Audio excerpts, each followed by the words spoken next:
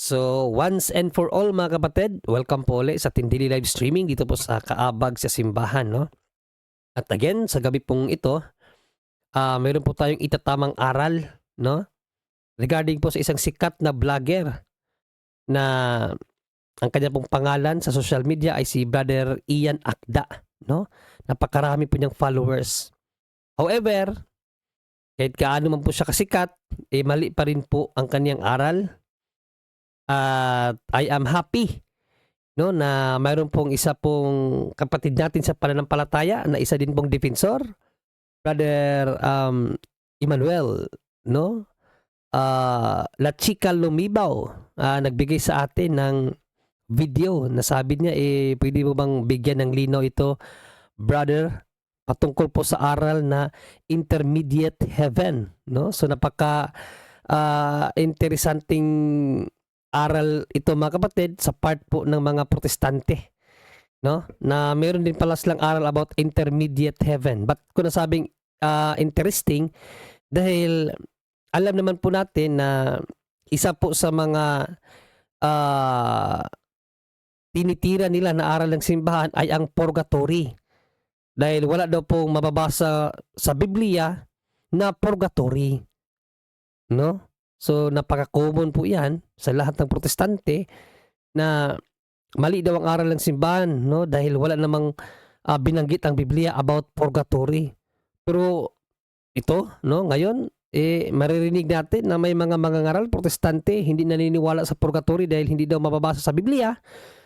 Pero may aral sila about intermediate heaven na kung saan doon daw patutungo ang kaluluwa ng mga Kristiyano after mamatay. Question, saan kaya yun sa Biblia?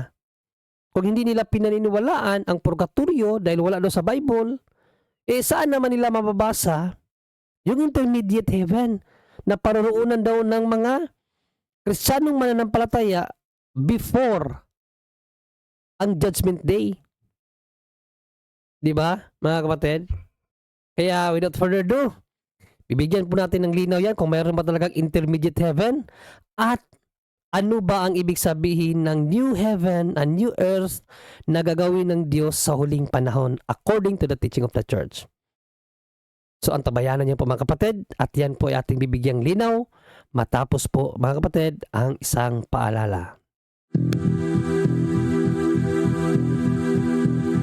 Dahil sa katotohanan ng ipinapangaral ng Santa Iglesia Katolika na hindi maitanggi ng mga protestante sa lungatang aral at bahayag ng mga pastor,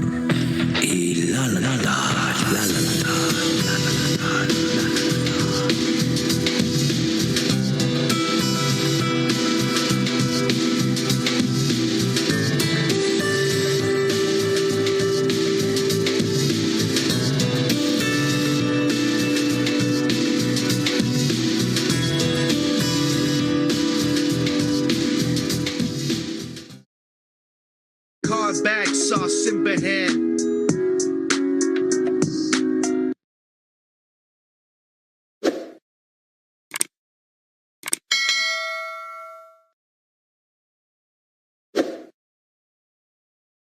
Alright, sa mga bago pa lamang po sa ating programa, ito po ang inyong abang lingkod, si Brother John Ray. Isa po, no, sa miyembro ng Punto por Punto.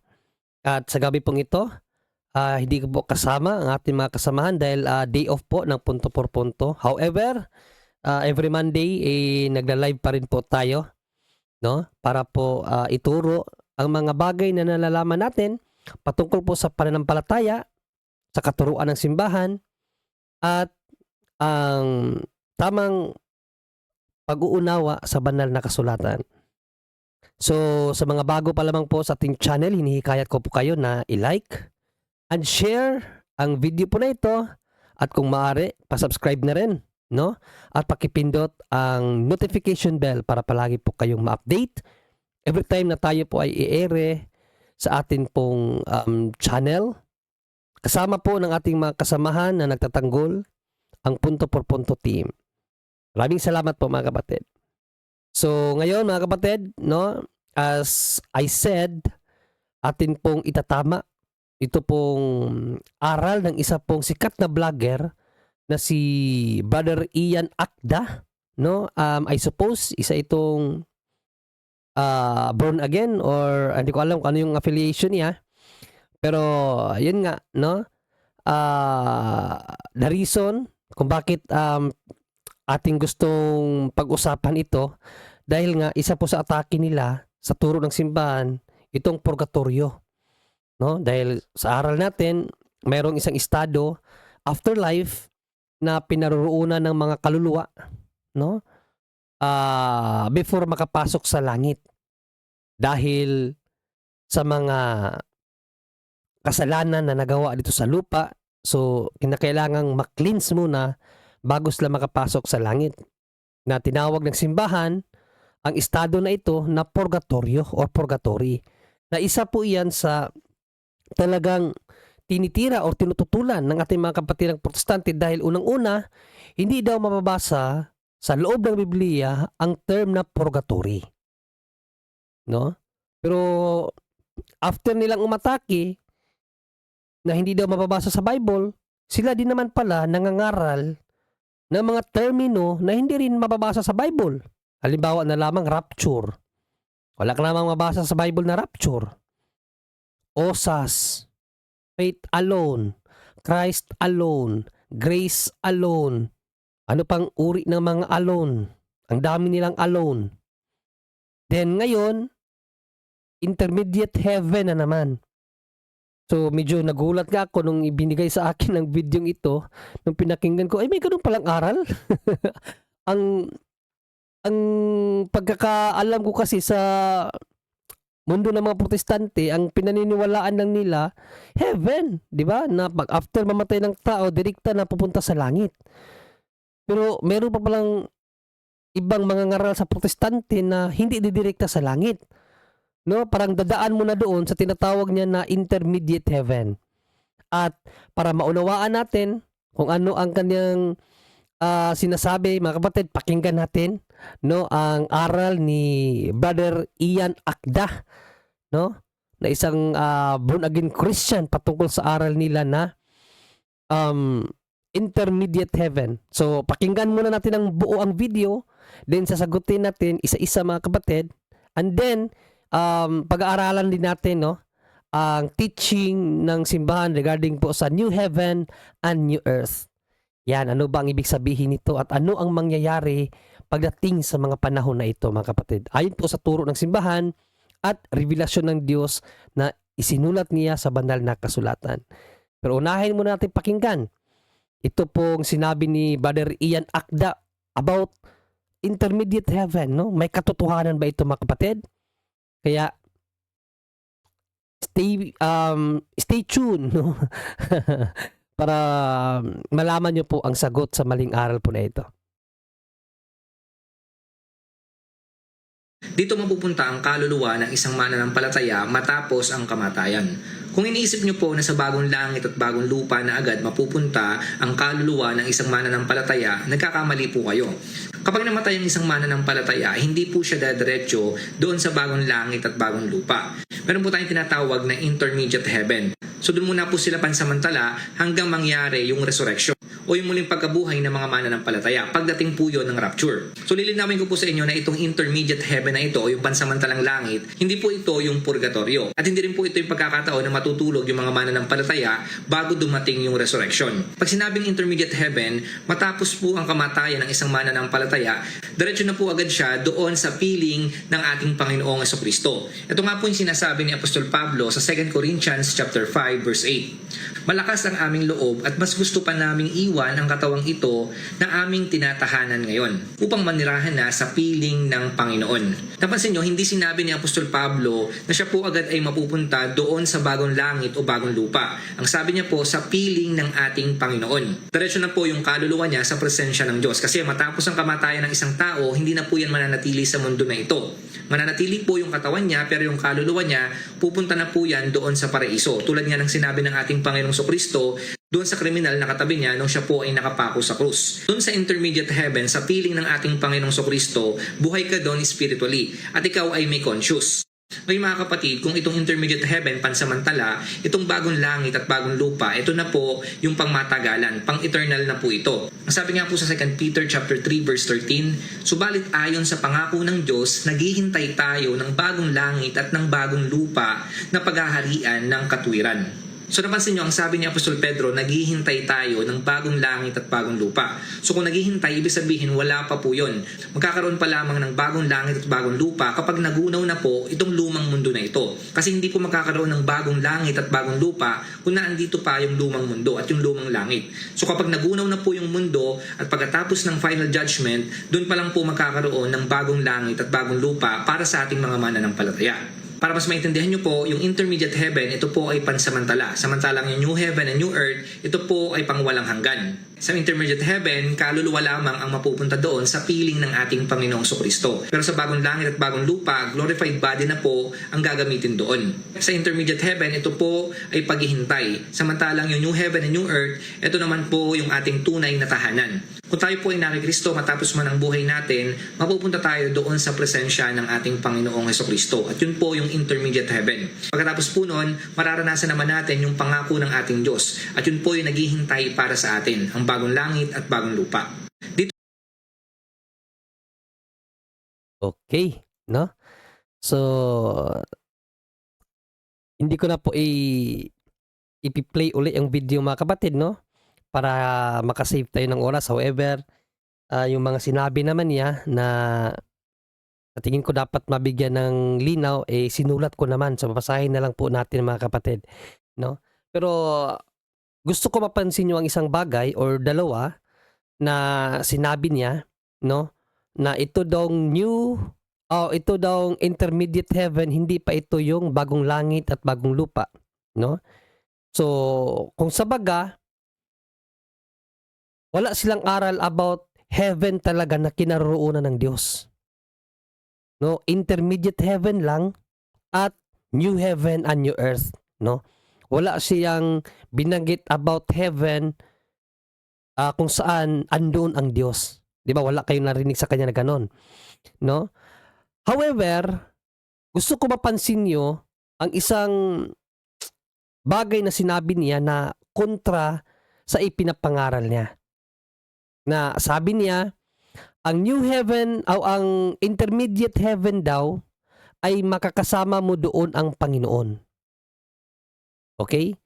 So intermediate, binigyan niya ng clarification sa Tagalog, pansamantalang langit. So hindi siya yung langit na tirahan ng Diyos. Yan, isa po yan sa dapat nating maunawaan sa kanyang ipinahayag, no? Intermediate heaven or pansamantalang langit ang aral nila. Hindi siya nagbanggit ng langit na kung saan tirahan ng Diyos. Okay? At ang sabi niya, ito daw intermediate heaven or pansamantalang langit ay makakapiling mo si Panginoong Kristo. Doon mo daw makakapiling si Panginoong Kristo. Hindi pa yun yung langit na tirahan ng Diyos. No, kasi nga pansamantalang langit lang 'yon. 'Yun pong sinabi na new heaven and new earth, ipiniliwanag naman niya Yun ay after po ng mundong ito magkakaroon ng bagong langit at lupa. So talagang hindi pa 'yun titirhan ng mga tao kasi nga ano pa 'yun after pa ng langit at lupa na tinitirhan natin ngayon. So, coming pa yung heaven, new heaven and new earth, no? Future pa yun. Kaya wala pa talaga yun. So, does not make sense na sabihin mo pa na wala pa ang mga kaluluwa doon. Siyempre, natural, wala pa yun kasi nga, nandito pa tayo sa existed heaven and earth Di ba? So, hindi mo talaga pwedeng patirhan yung bagay na wala pa. Pero yun nga mga kapatid, no, nag-focus lang siya sa lugar na pansamantala. Heaven o intermediate heaven, 'di ba? Tinagalog niya pansamantalang langit. At lahat daw ng mga kaluluwa na mamamatay ay pupunta doon, makakapiling ang Panginoon. So ibig sabihin, ang Panginoong Kristo ay nasa pansamantalang langit. Hindi sa langit na tinitirahan ng Diyos Ama. Okay? Yan ang gusto ko una maunawaan niyo sa pahayag na ito. Ulitin ko, ang binanggit lang niya na langit, intermediate heaven or yung pansamantalang langit, at yung new heaven and new earth na ayon po sa kanya, yung pangmatagalan or yung eternal heaven. Never siya nagbanggit ng heaven na tirahan ng Diyos. Dahil mga kapatid, biblically speaking, ang ating Panginoong Jesucristo nasa langit, na tirahan mismo ng Diyos. Wala po sa tinatawag na intermediate heaven, mga kapatid. Yan ang isa sa dapat maunawaan natin. Nasaan ba ang Panginoong Jesucristo? Nasa tinatawag ba niya na intermediate heaven lang? Or pansamantalang langit? No, wala po doon ang Panginoong Jesucristo. Okay? Dahil ang Panginoong Jesucristo, ayon sa Kanya, pupunta siya sa Kanyang Ama. No? So tingnan muna natin ang panalangin ng ating Panginoong Jesucristo, mga kapatid. No? Saan siya patutungo after niya dito sa lupa? Basahin natin ang kanyang panalangin sa John 17:11, 13, mga kapatid, no? Saan ba pupunta ang Panginoong Jesucristo ayon sa kanya after niya sa lupa, after niya dito sa lupa? Okay? Basahin natin kung saan ang ating Panginoong Jesucristo patutungo. Ito ang sabi ng Panginoong Jesucristo sa kanyang panalangin, no? Sa John 17:11, 14, mga kapatid, ito po ating mababasa. At ngayon, ako'y papunta na sa iyo. Yan, papunta na daw siya saan? Iniiwan ko na ang sanlibutang ito. Ngunit, sila ay nasa sanlibutan pa, Amang Banal. Ingatan mo po sila sa pamamagitan ng kapangyarihan ng iyong pangalan. Ang pangalang ibinigay mo sa akin upang kung paanong ikaw at ako ay iisa, gayon din naman sila'y maging isa. Right? So saan daw siya papunta, mga kapatid? After dito, sa kaniyang ama. No? Sa kaniyang Amang Banal. Doon siya papunta. Sa 13, ngunit ngayon, ako'y papunta na sa iyo. Papunta na daw siya saan? Sa kanyang ama. At sinasabi ko ito habang ako'y nasa sanlibutan pa upang mapuspos sa sila ng aking kagalakan. So napakalino dyan, mga kapatid. No? Saan daw papunta ating Panginoong Jesucristo after this life? After His life on this earth? Saan daw siya papunta? Sa kanyang ama. Actually, ang pinakaunang santo na kinilala ng simbahan according to the Bible, na si Saint Esteban, ipinahayag niya kung nasaan ating Panginoong Jesucristo during his persecution. No? Basahin natin saan nakita ni San Esteban ang ating Panginoong Jesucristo. Mga kapatid, tumugma ba doon sa panalangin ni Panginoong Jesucristo na ako'y paroroon sa iyo, Amang Banal? Tumugma ba yun sa nakita ni Saint Esteban sa kanyang during sa kanyang persecution? O basahin natin ang pahayag ni San Esteban sa Gawa 7:55-56, no? Nung bago siya mapatay, na nakaluhod sa harap ng mga Hudyo bago siya batuhin hanggang kamatayan, saan siya tumingala at sino ang kanyang nakita? No? Acts 5 o Acts 7:55-56, mga kapatid. Saan niya nakita ang Panginoong Jesucristo at sino ang kasama ng Panginoong Jesucristo? Ito po ang ating mababasa, mga kapatid. Ngunit si Esteban, na puspos ng Espiritu Santo, ay tumingala sa langit. Saan daw? Langit, mga kapatid. Hindi sa intermediate o yung sinasabi niyang pansamantalang langit. Langit lang. No? At nakita niya ang kaluwalhatian ng Diyos at si Jesus. Sino daw? Ang Diyos at si Jesus na sa langit, hindi sa intermediate heaven, na nakatayo sa kanan ng Diyos. Kaya't sinabi niya, tingnan ninyo, nakikita kong bukas ang kalangitan at ang anak ng tao na nakatayo sa kanan ng Diyos. Saan nakatayo ang anak ng tao, si Panginoong Jesucristo? Sa kanan ng Diyos, mga kapatid. Diba? So, si Panginoong Jesucristo after His life on this earth, nasa kanan ng Diyos, Diyos Ama. Nasaan ang kanyang Ama? Nasa langit. Diba? Matthew 23:9, nasaan ang Ama ni Panginoong Jesucristo? Basahin natin. Nasaan ang kanyang Ama? Matthew 23:9. Nasaan ang Ama ng ating Panginoong Jesucristo? Basahin natin. Matthew 23:9. Huwag ninyong tawaging Ama ang sinumang tao sa lupa, sapagkat iisa ang inyong Ama, ang Ama na nasa langit. O, ang Ama ni Panginoong Jesucristo nasa langit, mga kapatid. Alright? Ang kanyang Ama nasa langit. Ano ang sinabi ni Panginoong Jesucristo sa kanyang panalangin? Ama, paroroon ako sa iyo. Nakita ni San Esteban ang ating Panginoong Jesucristo nakaupo sa kanan ng Diyos, nasa trono ng Diyos na nasa langit, wala sa intermediate heaven. Kaya yung sinabi ni Brother Ian Akda na ang Kristiyano pag namatay, didirekta daw saan? Sa intermediate heaven, kung saan nandoon daw ang Panginoong Jesucristo. Wrong. Dahil ang kanyang paliwanag sa intermediate heaven, pansamantalang langit. Ibig sabihin si Panginoong Jesucristo nasa pansamantalang langit lang ngayon, hindi talaga sa langit na tirahan ng Diyos. Ikasama niya ngayon ang kanyang Ama na sa langit eh. According to the Bible, kasama niya ang kanyang Ama na nasa langit. So ang kanyang Ama na nasa ano ba? Intermediate heaven din. Di ba mga kapatid?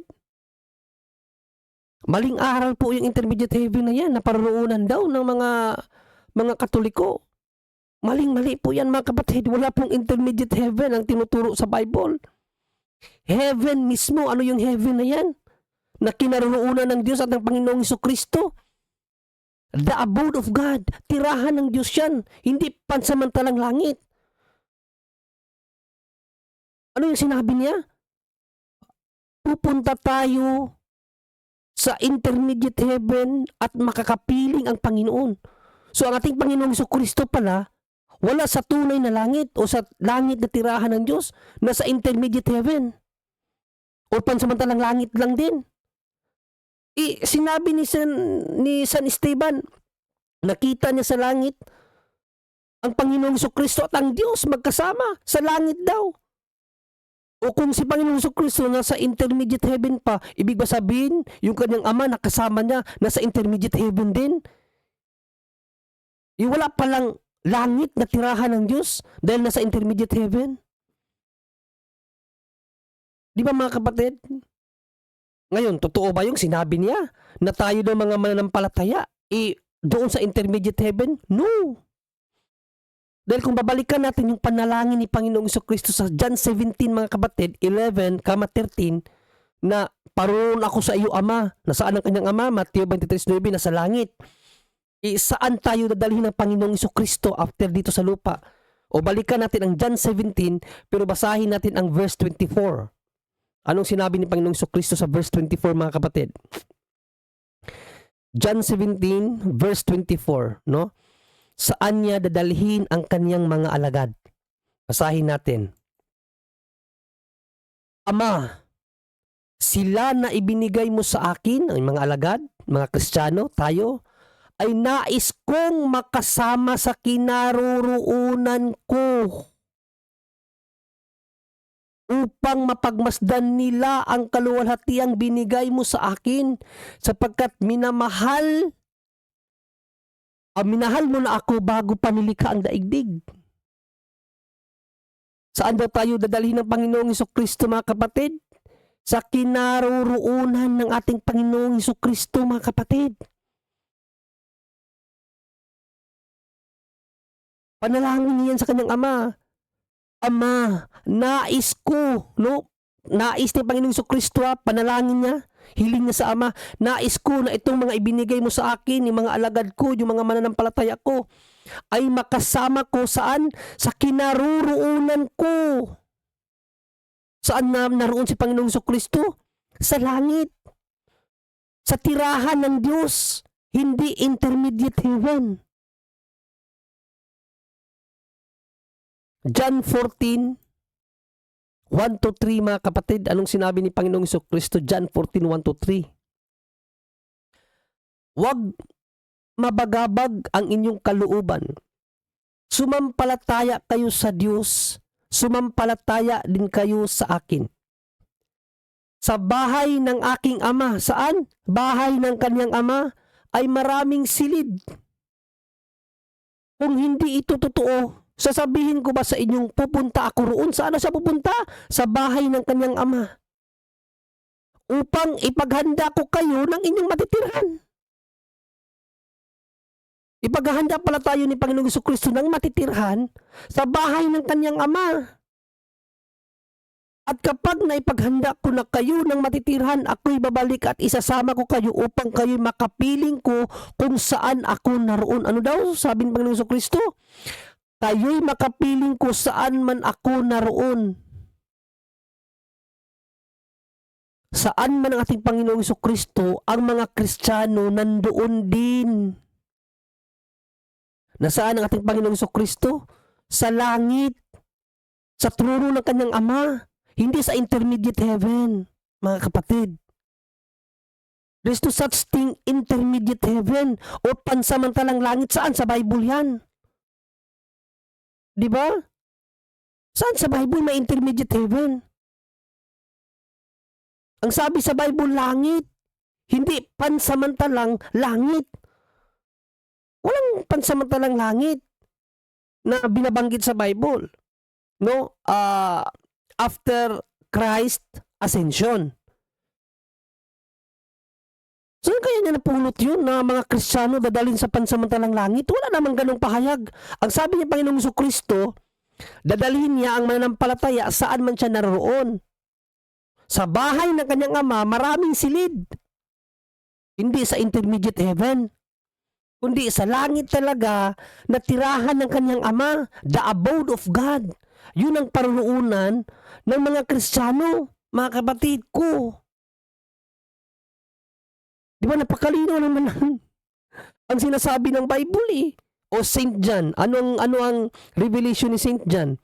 Sa pahayag 3:21, saan niya idinala ang mga nagtatagumpay dito sa lupa? Saan idinala ni Panginoong Jesucristo ang mga nagtatagumpay sa lupa? Revelations 3:21. Basahin natin. Ang magtatagumpay ay bibigyan ko ng karapatang umupo. Ano daw? Umupo na katabi ko sa aking trono. Tulad ko na nagtagumpay at nakaupo ngayon katabi ng aking ama sa kanyang trono. Saan niya nakuha yung intermediate heaven na aral? Sa trono mismo ng kanyang ama, doon tayo uupo pag nagtagumpay dito tayo sa lupa, mga kapatid ko. Doon po tayo pupunta sa mismong trono ng Diyos. Yung tinatawag na abode of God, tirahan ng Diyos. Kung nasaan ang ating Panginoong Jesucristo, doon niya tayo dadalhin, mga kapatid. There's no such thing as intermediate heaven na mga Kristiyano daw, doon muna, bago ang new heaven and new earth. Kalimutan muna natin yung new heaven and new earth, kasi yung new heaven and new earth, after pa ng judgment yun. Mamaya ituturo ko po sa inyo yan, the teaching of the church about new heaven and new earth. Kaya napakamali po ang aral ni Ian Acta, mga kapatid, no? Yun nga, nakakalungkot na marami siyang follower at marami talaga siyang napapaniwala. Mga kapatid, ang dami niyang napapaniwala kasi ang dami niyang followers eh. Kung sino pa yung mali-mali ang aral, yun pa ang binubulag ni Satanas para maniwala. Sa tingin niyo ba, kapani-paniwala yung sinabi niya na mapupunta ang mga Kristiyano sa intermediate heaven? Parang sinabi niya na rin na sinungaling ating Panginoong Jesucristo na idadalhin niya ang mga mananampalataya sa mismong trono niya, sa trono ng kanyang ama. Parang sinabi niya rin ganun. Tingnan nyo. Saan dinala ni Panginoong Jesucristo yung mga tao nung umakyat siya sa langit, kasi marami siyang dinalang bihag eh. Saan dinala ni Panginoong Jesucristo? Basahin natin ha. Ephesians 4:8. Ito ang sinabi ni San Pablo, no? Ganito ang sinasabi ng kasulatan nang umakyat siya sa kalangitan. Saan daw? Sa kalangitan, hindi sa pansamantalang langit ha. Sa kalangitan, nagdala siya ng maraming bihag at nagbigay ng mga kaloob sa mga tao.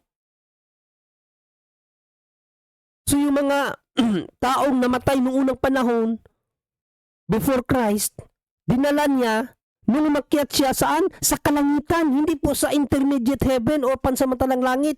Wala pong revelation or aral ang mga apostol about pansamantalang langit para sa mga Kristiyano. Wala pong ganun.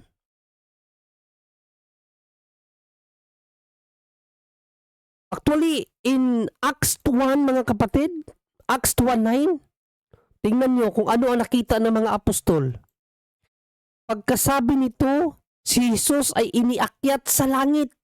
Habang ang mga alagad ay nakatingin sa kanya, natakpan siya sa mga ulap.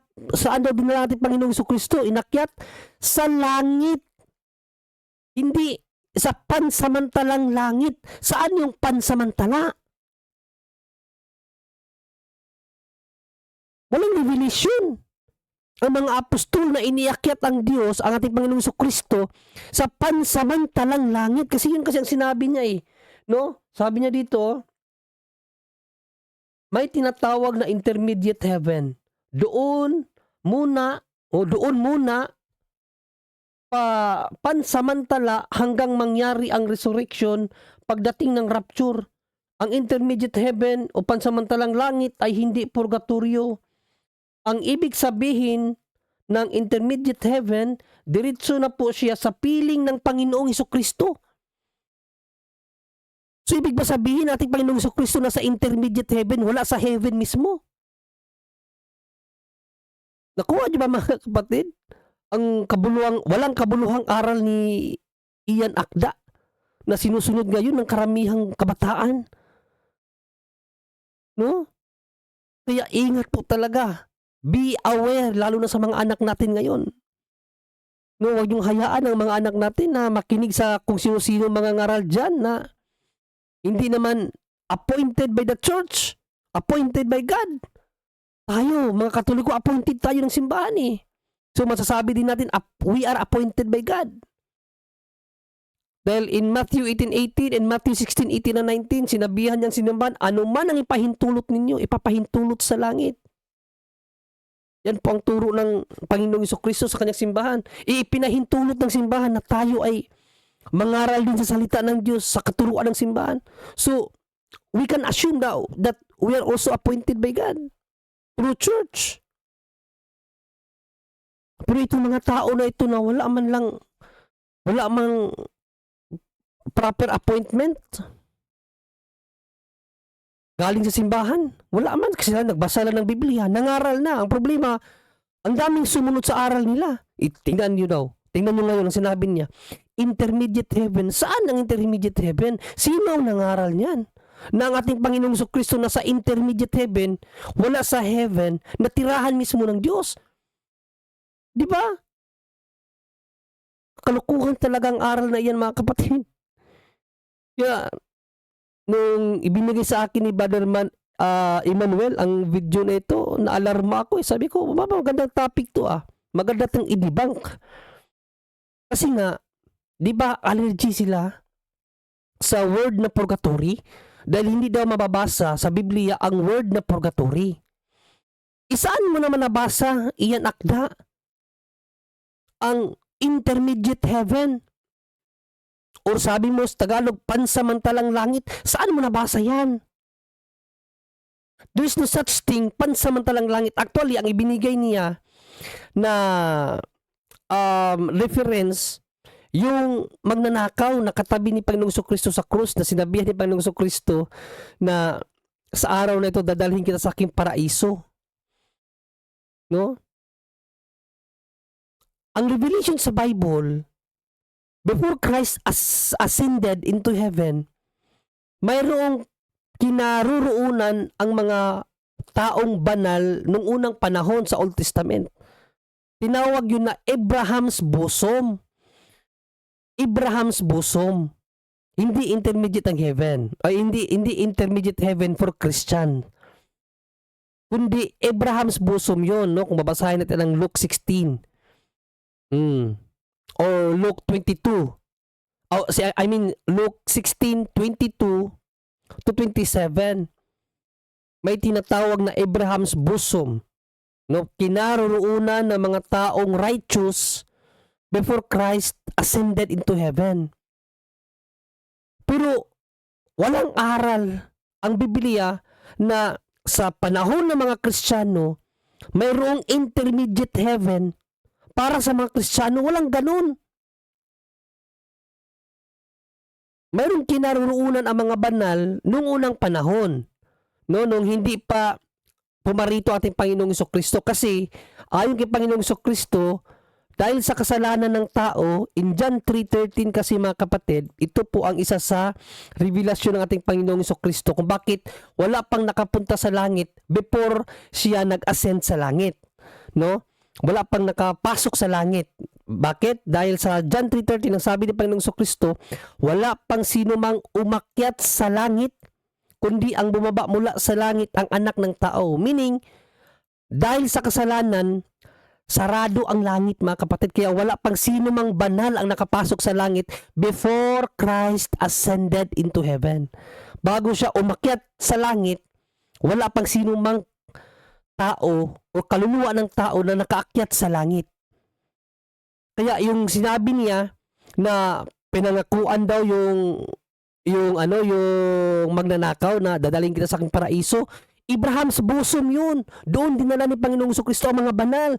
Even Enoch and Elijah, according sa mga church fathers, sa Abraham's bosom yun. Hindi sa langit na abode of God. Dahil nabuksan lamang yung abode of God nung umakyat ng muli ang ating Panginoong Jesucristo sa langit.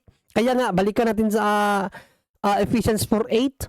Nung umakyat ang ating Panginoong Jesucristo sa langit, dinala na niya yung mga taong banal na nandoon sa lugar na tinawag na Abraham's bosom, no? In Ephesians 4:8, sabi ni St. Paul, ganito ang sinasabi ng kasulatan, nang umakyat siya sa kalangitan, nagdala siya ng maraming biyag. So yung mga banal na tao na namatay, na righteous before Christ ascended to heaven, dinala na niya ngayon nung umakyat siya sa langit. Kasama na yung taong pinangakuan niya na magnanakaw katabi niya sa krus. Lahat yun sila dinala na nung umakyat na si Kristo sa langit. Pero after nun mga kapatid, ang mga Kristiyano, doon mismo niya dadalhin kung saan siya naroon. Diba? John 14:1-3, saan man ako, doon kayo naroon. Saan ang ating Panginoong Jesucristo? John 17:24, nasa kanyang Ama. Revelations 3:21, nasaan ang ating Panginoong Jesucristo, saan ang kanyang mga alagad na magtatagumpay? Nasa kanyang trono mismo, kasama ang kanyang Ama. O basahin natin uli ang Revelations 3:21 mga kapatid. Saan niya dadalhin ang mga Kristiyanong magtatagumpay? Intermediate heaven ba? Hindi. Sa langit mismo, kung saan naroon ang kanyang Ama mga kapatid. No? Revelations 3:21, basahin natin. Ang magtatagumpay ay bibigyan ko ng karapatang umupo na katabi ko sa aking trono, tulad ko na nagtagumpay at nakaupo ngayon katabi ng aking Ama sa kanyang trono. Doon tayo mapupunta, hindi po intermediate heaven, kundi heaven mismo, na kinaroroonan ng ating Panginoong Jesucristo, the abode of God. Doon tayo dadalhin ng Diyos. Hindi sa intermediate heaven. There's no such thing intermediate heaven in the Bible. Mga kapatid. Diba? Kaya, ingat po talaga mga kapatid, ingat. Dahil ang dami talagang nagdadala ngayon sa pangalan ni Panginoong Jesucristo, sa aral ni Panginoong Jesucristo, pero mali-mali naman. No, John, Matthew 24, 3-4, mga kapatid. Then, 11, 24. Ito ang babala ni Panginoong Jesucristo sa kanyang mga pinili, mga hinirang. Mga kapatid, basahin natin anong babala ni Panginoong Jesucristo. Habang si Jesus ay nakaupo sa bundok ng mga olibo, palihim siyang tinanong ng kanyang mga alagad, kailan po ba mangyayari ang mga sinabi ninyo? Ano po ang magiging palatandaan ng inyong muling pagparito at ng katapusan ng mundo? Sumagot si Jesus, mag-ingat kayo upang hindi kayo mailigaw ninuman.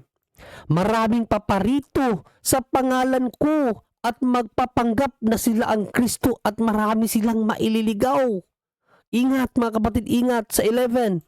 Marami ang mapapanggap na propeta at ililigaw ang mga tao. 24, verse 24. Sapagkat may lilitaw na mga huwad na Kristo at mga huwad na propeta, magpapakita sila ng mga kamangamanghang himala at mga kababalaghan upang iligaw kung maaari maging ang mga hinirang ng Diyos. Even us.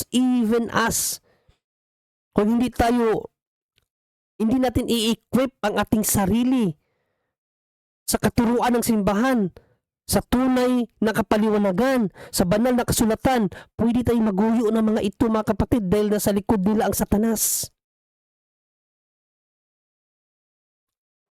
Lalong-lalo na mga anak natin, ingatan natin na hindi makapakinig ng mga maling aral. Dahil even Christ mga kapatid, even Christ sa kanyang sarili, no? Nakita na niya ang lahat ng ito na mangyayari ito eh.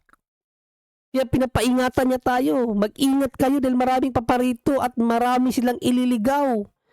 Maging kayo na mga hinirang ko, pwede kayong mailigaw kapag hindi nyo pinag-aralang maigi ang aking salita. Hindi kayo makinig sa simbahan na ibinigay ko sa inyo. Yung mga anak nyo, ingatan nyo yan. Dahil para sa kanila ang kaharian ng Diyos.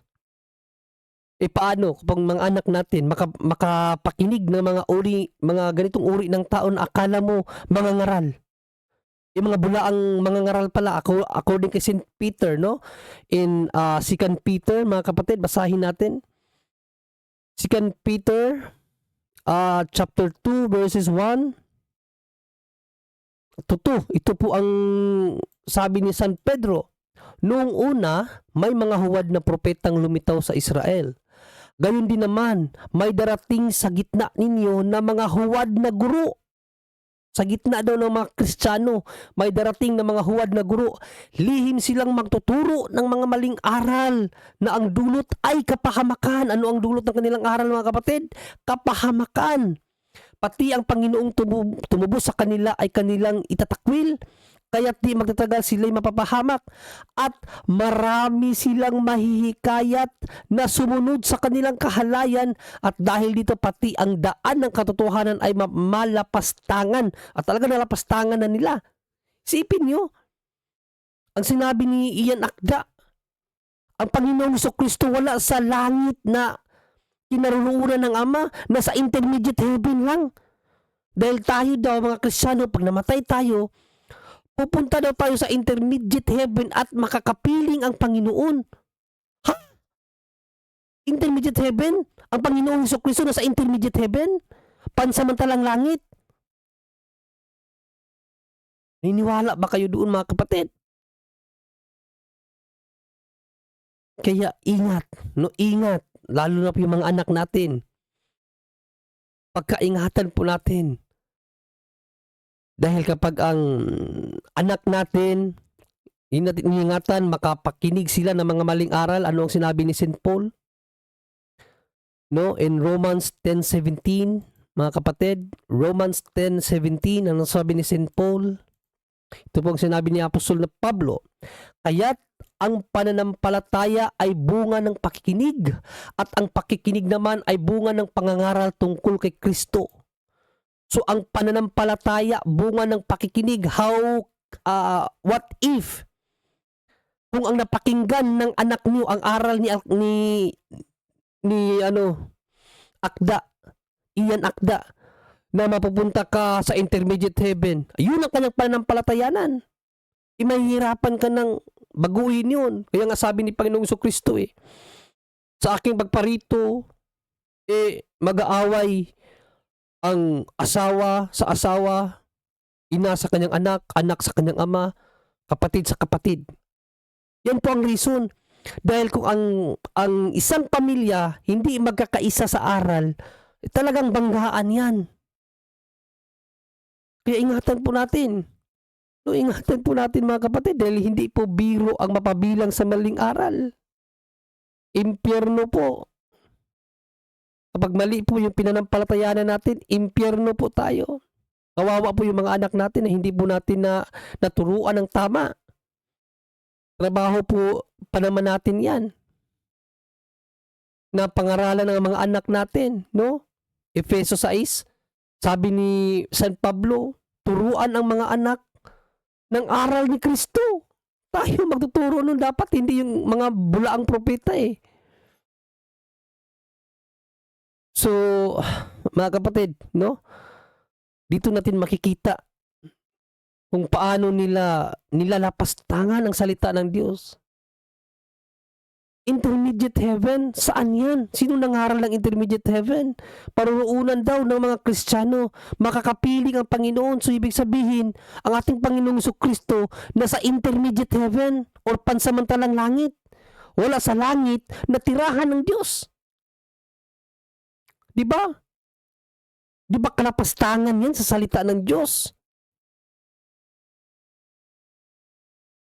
Tuwa rin. Car back, saw Simba head.